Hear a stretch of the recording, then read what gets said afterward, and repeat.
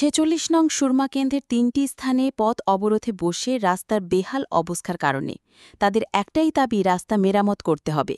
একটা রাস্তা হল বড় সুরমাকেকে দুর্গাচৌমোহনী রোড, অন্য সড়কটি হল লালছড়ির সড়ক ও বাংলাদেশ সীমান্ত কাটাতার সংলগ্ন চন্দননগর রোড। এই ৩টি রোডের বেহাল অবস্থা। আজ বড় সুরমা থেকে দুর্গাচৌমোহনীর সড়ক, লালছড়ি ও দেবনাথ পাড়া এলাকায় মানুষ ও গাড়িচালকরা পথ অবরোধ করে। ১ বছর আগে একবার ওই সমস্ত এলাকায় পথ অবরোধ হয়েছিল। তখন প্রতিশ্রুতি দেওয়া হয়েছিল যে ঠিক করে দেবে, কিন্তু মানুষ তাদের দুর্ভোগ পোহাতে হচ্ছে।